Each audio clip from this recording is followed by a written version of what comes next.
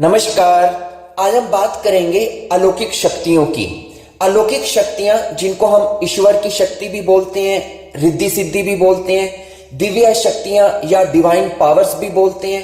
तो ये सभी शक्तियां क्या होती हैं, कैसे इनको प्राप्त किया जा सकता है, क्या इनके लाभ हैं और इनके जागृत होने के क्या लक्षण हैं, इन सभी विषयों पे आज हम बात करेंगे। तो सबसे पहले हम समझते हैं कि अलौकिक शक्तियां होती क्या हैं। आपको मालूम है परमात्मा निराकार है और ऊर्जावान है और अदृश्य है, और उसी ऊर्जा का ही एक अंश हमारे भीतर आत्मा के रूप में मौजूद है। और यही ऊर्जा सभी ब्रह्मांड में सभी जगह व्याप्त है, और हमारे भीतर भी है, मेरे भीतर भी है और आपके भीतर भी है। इसी ऊर्जा के सघनीभूत रूप को ही हम ईश्वर बोलते हैं।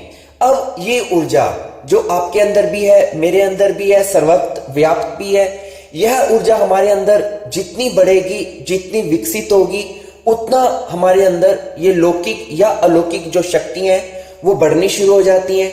और जितनी यह ऊर्जा हमारे भीतर कम होगी, न्यूनतम होगी, तो उतना ही अलौकिक शक्तियां तो छोड़िए, हमारी जो लौकिक शक्तियां हैं वो भी कम होनी शुरू हो जाएंगी।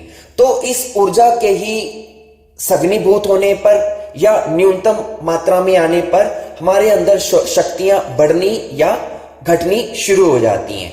ऐसा नहीं है कि हमारे अंदर अभी ये शक्तियां नहीं है, अभी भी हैं, सबके अंदर हैं, लेकिन वो सोई हुई रूप में है, निष्क्रिय रूप में है। लेकिन अगर हमारे अंदर यह ऊर्जा बढ़नी शुरू हो जाए, प्राण ऊर्जा बढ़नी शुरू हो जाए, तो ये शक्तियां भी हमारे अंदर विकसित होनी शुरू हो जाती हैं और बढ़नी शुरू हो जाती हैं।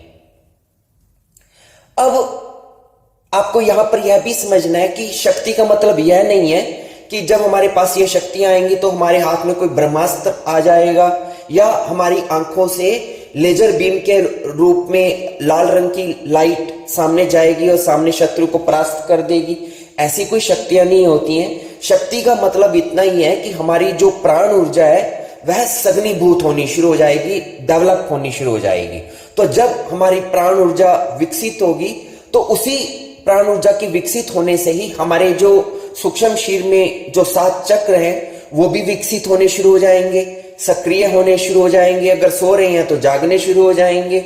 हमारा प्रभा मंडल विकसित होना शुरू हो जाएगा, हमारा ओरा बढ़ना शुरू हो जाएगा, हमारी कुंडलिनी शक्ति ऊर्ध्वगामी होनी शुरू हो जाएगी, जिसके कारण से हमारी अंदर की जो शारीरिक, मानसिक और आत्मिक जो शक्तियों की संभावनाएं हैं वो बढ़नी शुरू हो जाएंगी। तो शक्ति का यही मतलब है कि आपके अंदर की ही जो अभी शक्ति जो आप में मौजूद है, जो आपकी बायोफिजिकल एनर्जी है, जो आपकी प्राण ऊर्जा है, वह विकसित होनी शुरू हो जाती है। अब यहां पर कुछ लोगों को यह भ्रम भी रहता है कि क्या इन शक्तियों के जागृत होने से उनको कोई नुकसान हो सकता है, उसका कोई साइड इफेक्ट हो सकता है। तो उस पर उनको यह समझना चाहिए कि जितनी भी हमारी ये इंटरनल शक्तियां होती हैं ये अपने आप में अच्छी या बुरी नहीं होती हैं, क्योंकि इनका हमारी तरह कोई ब्रेन नहीं होता है कि वो नैतिक या नैतिक रूप से सोचेंगी। वो सिर्फ एक फोर्स है और एक न्यूट्रल फोर्स है। अब ये हमारे ऊपर निर्भर करता है कि हम इस शक्ति का कैसा अच्छा या बुरा उपयोग करते हैं। उदाहरण के लिए परमाणु शक्ति है, इस परमाणु शक्ति से हम बिजली भी उत्पन्न कर सकते हैं, विकास के कार्य भी कर सकते हैं, लेकिन इसी परमाणु शक्ति से हम विध्वंस या विनाश भी कर सकते हैं। तो शक्ति तो अपने आप में तटस्थ है, लेकिन जो व्यक्ति उस शक्ति का उपयोग कर रहा है, उस व्यक्ति की सोच या भावनाएं कैसी हैं, इसके ऊपर निर्भर करेगा कि वो शक्ति को कैसे उपयोग करता है या उसका कैसा इस्तेमाल करता है। लेकिन आप निश्चिंत रहें, क्योंकि किसी भी व्यक्ति को तब तक ये शक्ति प्राप्त नहीं होती है जब तक कि उस शक्ति को प्राप्त करने की उसके अंदर योग्यता ना उत्पन्न हो जाए। परमात्मा उसी को ही अपनी गुण देता है, अपनी कृपा करता है, शक्तियां देता है जिसके अंदर योग्यता होती है। अगर आपके अंदर योग्यता ही नहीं है शक्तियों को ग्रहण करने की, तो आपके अंदर वो जागृत भी नहीं होंगी। इसलिए आप अनावश्यक इसके बारे में चिंता ना करें, इससे आपको कोई नुकसान नहीं होगा। दूसरी चीज, अगर आपके अंदर मान लीजिए कि कोई शक्ति जागृत हो भी जाती है बाई चांस, और आप उसके कारण से आपको कोई किसी प्रकार का नुकसान भी हो जाता है, तो वो तभी होने की संभावना होती है जब आपके अंदर किसी प्रकार की अशुद्धि होती है, चाहे वो भावनात्मक तल पे हो, चाहे वो शारीरिक तल पे हो। इसीलिए इतना जोर दिया जाता है कि जब भी आप कोई ध्यान साधना करते हैं, मंत्र साधना करते हैं, तो सबसे पहले अपनी शुद्धि करें, अपने बॉडी को डिटॉक्स करें, ताकि अगर आपके अंदर शक्ति जागृत हो तो उसको किसी प्रकार का कोई नुकसान होने की कोई संभावना बचे ही ना। इसीलिए जब भी हम ध्यान साधना आरंभ करते हैं तो पहले यम, नियम, आसन, प्राणायाम, अनुशासन, एक लंबा अभ्यास कराया जाता है पहले अपने आप को शुद्ध करने का, उसके बाद ही शक्ति जागृत करने को कहा जाता है। अब अगली बात ये कि प्रकृति आपको शक्तियां क्यों देना चाहती है? वो इसलिए आपको शक्ति देना चाहती है क्योंकि वह आपका माध्यम की तरह, एक मीडियम की तरह उपयोग करना चाहती है, ताकि आपके माध्यम से समाज का कल्याण किया जा सके, लोगों की कष्ट और पीड़ा दूर की जा सके और कुछ अच्छे कार्य किए जा सके। उदाहरण के लिए यदि प्रकृति आपको शक्तियां कुछ गिफ्ट करती है तो उसके माध्यम से वो आपके द्वारा, हीलिंग के द्वारा या उपचार के द्वारा लोगों का कष्ट दूर करना चाहती है, उनके दुख दर्द दूर करना चाहती है, या कुछ लोगों को मेंटल प्रॉब्लम्स होती है, उनको ज्ञान की जरूरत होती है, सलाह की जरूरत होती है, तो ऐसे व्यक्ति ज्ञान देने के रूप में, अपने प्रवचन के रूप में, अच्छी सीख के रूप में उन लोगों का कल्याण कर सकते हैं। या जो लोग भ्रष्ट हो चुके होते हैं उनको धर्म और अध्यात्म की राह पे वापस लाया जा सके, उनको सन्मार्ग पे चलाया जा सके, तो उनको सन्मार्ग पे चलाने के लिए प्रकृति कुछ ऐसे व्यक्तियों को चूज करती है माध्यम के रूप में, जिससे कि उनका कल्याण किया जा सके। अब हम बात करते हैं कि इन शक्तियों को प्राप्त कैसे किया जा सकता है, या कैसे ये शक्तियां अगर हम नहीं प्राप्त करते हैं तो प्रकृति कैसे हमें इन शक्तियों को हमें देने की कृपा करती है। तो अगर हम बात करें कि अगर हमें खुद अपने कर्म के द्वारा अगर इन शक्तियों को आप प्राप्त करना चाहते हैं तो सबसे पहला मार्ग होता है साधना के द्वारा। चाहे आप भक्ति मार्ग से चलें, चाहे ज्ञान मार्ग से चलें, चाहे कर्म मार्ग से चलें या ध्यान मार्ग से चलें, सभी प्रकार के मार्गों में जैसे जैसे आप साधना में आपकी प्रगति होती जाती है, आपके अंदर ये शक्तियां विकसित होनी शुरू हो जाती हैं। और खासकर यदि आप योग, तंत्र अथवा ध्यान के मार्ग पर चलते हैं तो जल्दी से इन शक्तियों का आपके अंदर प्रादुर्भाव होना शुरू हो जाता है। और उन मार्ग में जो विशेष क्रियाएं हैं जैसे प्राणायाम, त्राटक, मंत्र, मुद्राएं, बंध अथवा धारणा के अभ्यास के द्वारा तो और भी जल्दी आप इन शक्तियों को अपने अंदर विकसित कर सकते हैं। और इन सभी क्रियाओं में जो एक विशेष क्रिया है जिसको हम धारणा बोलते हैं, महर्षि पतंजलि ने समाधि, जो अंतिम जो लक्ष्य है आदमी का, समाधि तक पहुंचने से पहले महर्षि पतंजलि ने ध्यान तक पहुंचने को कहा है। और ध्यान तक भी पहुंचने से पहले आपको धारणा में पहुंचना पड़ेगा, यानी कि धारणा, ध्यान, समाधि, इस प्रकार ये 3 स्टेप हैं। हालांकि धारणा से पहले भी और स्टेप्स हैं, लेकिन जो अंतिम 3 स्टेप हैं आत्म साक्षात्कार के, वो ये 3 ही हैं, धारणा, ध्यान, समाधि। तो समाधि तक पहुंचने से पहले आपको ध्यान का अभ्यास करना पड़ेगा, और ध्यान के अभ्यास से भी पहले आपको धारणा का अभ्यास करना पड़ेगा। और धारणा का क्या मतलब है? एकाग्रता, concentration, the power of focus. Swami Vivekananda ने भी एकाग्रता के ऊपर बहुत जोर दिया है, और शक्ति की जितनी भी क्रियाएं हैं वो सभी एकाग्रता के अभ्यास से ही संभव होती हैं। और एकाग्रता यानी क्या कि आप अपनी एनर्जी को एक ही दिशा में लगा दें, चाहे वो अपने जीवन में हो चाहे साधना में हो। जीवन में होगा तो आप अपनी एनर्जी को एक ही दिशा में कैसे लगाएंगे कि आप एक विषय चुन लें कि मुझे अपने जीवन में इस चीज को प्राप्त करना है, फिर उसी चीज से संबंधित ही जीवन में हर कार्य करें। और जो चीज उस आपकी इच्छित वस्तु को प्राप्ति में सहयोग करती हो, सिर्फ उसी चीजों की ओर ध्यान दें, बाकी सभी चीजों से अपना ध्यान हटा लें, तो ये एकाग्रता हो जाएगी। यानी कि आप अपने जीवन में अपनी इच्छित वस्तु को प्राप्त करने के लिए सिर्फ एक सीधी लाइन में चलते रहें, तो ये एकाग्रता है। और साधना में भी आपको धारणा का अभ्यास करना है, एकाग्रता का अभ्यास करना है, यदि आप शक्तियों को प्राप्त करना चाहते हैं। वो कैसे? अगर आप साधना में एकाग्रता का अभ्यास करना चाहते हैं तो मंत्र जाप के द्वारा, त्राटक के अभ्यास के द्वारा, इस प्रकार की जो यौगिक क्रियाएं हैं उनका आप निरंतर अभ्यास करें, महीनों सालों तक अभ्यास करते रहें, तो उस एकाग्रता से आपके अंदर इतनी एनर्जी, आपकी प्राण ऊर्जा विकसित होनी शुरू हो जाएगी कि आपके अंदर शक्तियों का प्रादुर्भाव होना शुरू हो जाएगा। दूसरा, अपने अंदर निर्विचार अवस्था को प्राप्त करें। अभी क्या है कि अगर हम किसी चीज में जो पहले से भरी हुई है उसमें कुछ और नहीं डाल सकते, एक कटोरा है पानी का, वो फुल भरा हुआ है, तो उसमें हम और पानी नहीं डाल सकते, तो पहले हमें जगह खाली करनी पड़ेगी। अभी क्या है, हमारा जो दिमाग का कटोरा है इसमें इतना विचार भरे पड़े हैं, इतना शोर इसके अंदर है कि इसमें कोई और नई चीज आ ही नहीं सकती। तो जब तक हमारा वह मन विचारों से भरा हुआ है तब तक शक्तियां हमारी ओर आकर्षित नहीं होंगी। लेकिन जैसे जैसे हमारा मन विचारों से खाली होने लग जाएगा, हमारा मन निर्विचार होने लग जाएगा, उतना यह शक्तियों को अपनी ओर आकर्षित करने लग जाएगा, उतनी विश्व चेतना, कॉस्मिक एनर्जी हमारी ओर अट्रैक्टिव होनी शुरू हो जाएगी और हमारे अंदर प्रवेश करने लग जाएगी।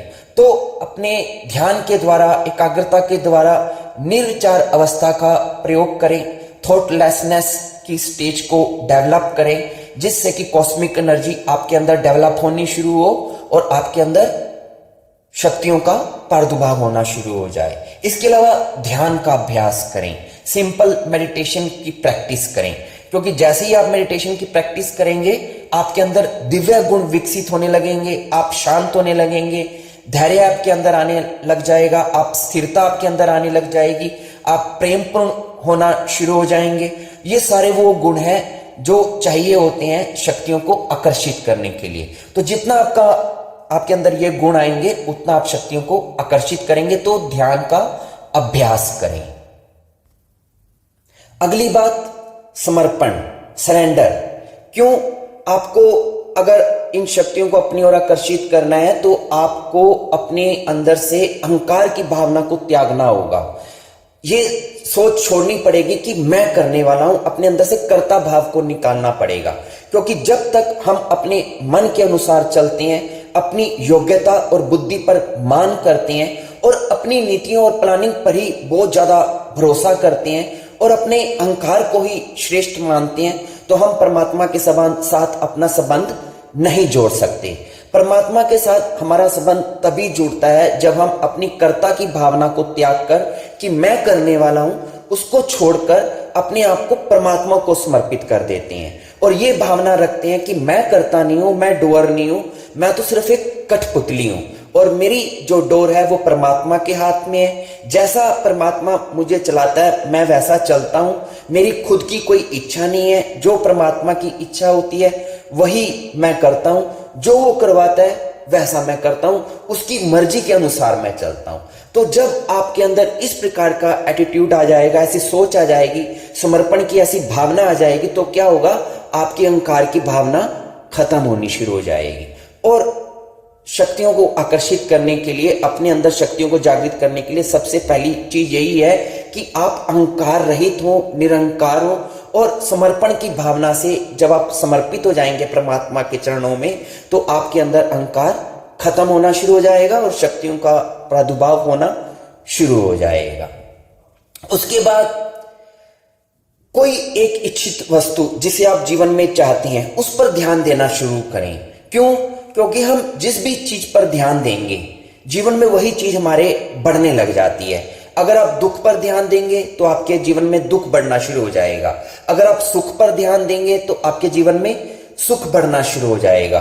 तो आप अपने निरंतर अपनी साधना पर, अपने धर्म पर, मोक्ष पर, यानी कि मोक्ष की प्राप्ति पर निरंतर अपना ध्यान इसी अपने लक्ष्य पे केंद्रित करके रखें, तो आपके जीवन में ये चीजें विकसित होनी शुरू हो जाएंगी। उदाहरण के लिए मान लीजिए कि आप रोज 1000 कैलोरी शक्ति पैदा करते हैं, तो उसमें 800 कैलोरी तो आप खर्च कर देते हैं अपनी मेहनत करके रोजमर्रा के कार्यों में, लेकिन 200 कैलोरी आपकी एनर्जी बच गई। अब ये एनर्जी कहां जाएगी? जो 200 कैलोरी बच गई है ये वहां जाएगी जहां पर आपका ध्यान होगा। तो यदि अब आपका ध्यान नेगेटिव होने पे है तो ये आप और नेगेटिव हो जाएंगे, ये एनर्जी भी आपको नेगेटिव करने में और ज्यादा प्रमोट करेगी। लेकिन अगर आप सकारात्मक अपने आप को करने में लगे हुए हैं, कुछ आप अच्छी इच्छित वस्तुओं पे आपने अपना ध्यान लगाया हुआ है, तो जो ये 200 कैलोरीज आपकी बची हैं ये भी उधर लग जाएगी।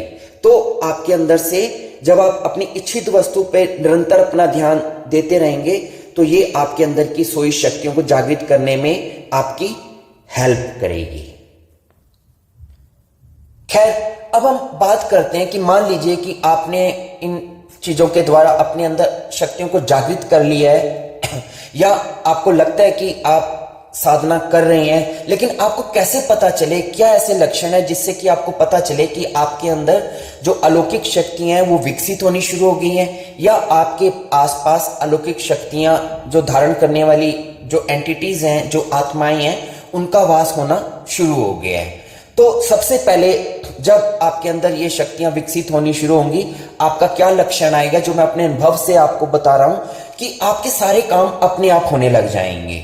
आपको पता भी नहीं चलेगा कि मैं तो इतना एफर्ट भी नहीं कर रहा हूं, फिर भी मेरा ये काम होता चला जा रहा है, कोई रुकावट नहीं आएगी।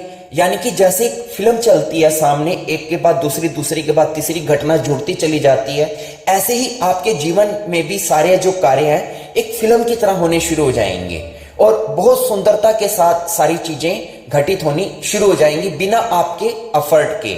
और आप देखेंगे, आप चमत्कृत हो जाएंगे कि जैसे आपके लिए कोई और ही इन चीजों को करी जा रहा है और आप सिर्फ उसका फल भोग रहे हैं और आनंदित हो रहे हैं। तो पहला लक्षण ये होगा कि सब काम आपके अपने आप होने शुरू हो जाएंगे, आपको ज्यादा मेहनत नहीं करनी पड़ेगी। और दूसरी बात, दूसरा लक्षण क्या होगा कि मान लीजिए आप जाने अनजाने कोई गलती कर देते हैं अपने किसी कर्म में, लेकिन आप साधना भी कर रहे हैं, तो आप चाहे कितनी भी गलतियां करते जाएं, आपको उसका दुष्परिणाम नहीं भोगना पड़ेगा। आपको एंड टाइम पर कोई शक्ति बचा लेगी। यानी कि आप गलतियां करते भी जा रहे हैं, लेकिन फिर भी कोई अदृश्य शक्ति आपको बचाती रहेगी, उसका हाथ हमेशा आपके सिर पे बना रहेगा। और तीसरी बात, लकी फैक्टर। आप अक्सर आपको लोग कहने लग जाएंगे कि आप बड़े लकी हैं, आप बड़े किस्मत वाले हैं कि आपके साथ ऐसा हो गया। और ज्यादा से ज्यादा आप जीवन में देखेंगे कि कुछ चीजें ऐसी होने शुरू हो जाएंगी कि आपको लगेगा कि आप तो बड़े लकी हैं, आप तो बड़े किस्मत वाले हैं कि ये आपके साथ हो गया, दूसरे के साथ तो हुआ नहीं। वो इसलिए हो रहा है, इसमें किस्मत की बात नहीं है, वो इसलिए हो रहा है क्योंकि कोई और आपके लिए उस चीज को नियोजित कर रहा है, कोई और आपके लिए शक्ति काम कर रही है और आपको लग रहा है कि बाई चांस हो गया। बाई चांस नहीं हुआ है, किसी शक्ति ने, इन्हीं अलौकिक शक्तियों ने ही आपके लिए ये चीज को किया है। और इसके अलावा छोटी मोटी चीजें, आपका मांसाहार से रुझान हट जाएगा, आप बिल्कुल प्योर शाकाहारी हो जाएंगे, आपकी जो संसार में जो रुचि है वो कम हो जाएगी, अध्यात्म में रुचि बढ़ती चली जाएगी। ब्रह्म मुहूर्त में अर्ली मॉर्निंग उठना आपके लिए सहज ही हो जाएगा, उसके लिए आपको कोई जोर जबरदस्ती नहीं करनी पड़ेगी। आपके स्वप्न की क्वालिटी इंप्रूव हो जाएगी, आपको आध्यात्मिक स्वप्न आएंगे। आपकी छठी इंद्री जागृत होने से जो लक्षण पैदा होते हैं, यानी कि आपको पूर्वाभास होना शुरू हो जाएगा, आपके कथन कहे हुए सत्य होने शुरू हो जाएंगे। अक्सर आपके रोंगटे खड़े होने लग जाएंगे, आपको गाए बगाए जगह जगह प्रकाश दिखने लग जाएगा, आपको विभिन्न प्रकार की खुशबुएं आने लग जाएंगी, विभिन्न प्रकार की आपको साउंड सुनाई देनी शुरू हो जाएंगी। तो इस प्रकार की मिस्टीरियस जो एक्सपीरियंसेस हैं वो आपको होने शुरू हो जाएंगे। तो जब इस प्रकार के लक्षण या इस प्रकार की घटनाएं आपके जीवन में घटने लग जाएं, तो आप समझ लेना कि आपकी जो अलौकिक शक्तियां हैं वो अब जागृत होना शुरू हो चुकी हैं। तो इसी के साथ मेरी बात कंप्लीट हुई। आप इन जो बातें मैंने कही हैं उनको गहनता से उनका सोच विचार करें, और अगर आपको लगता है कि आप भी इस प्रकार की शक्तियों को अपने जीवन में विकसित करना चाहते हैं, जिससे कि आप दूसरों की भलाई कर सकें, उनका कल्याण कर सकें और उनके जीवन में खुशी ला सकें, और ना केवल दूसरों के, अपने आप को भी आप सुधार सकें, अपने शारीरिक तौर पर, मानसिक तौर पर, आत्मिक तौर पर, भावनात्मक तल पर यदि आप अपना विकास करना चाहते हैं और दूसरों का भी करना चाहते हैं, तो आप इस प्रकार, जैसा मैंने आपको समझाया, इन चीजों को अप्लाई करके अपने जीवन में आप उन चीजों की प्राप्ति कर सकते हैं। धन्यवाद।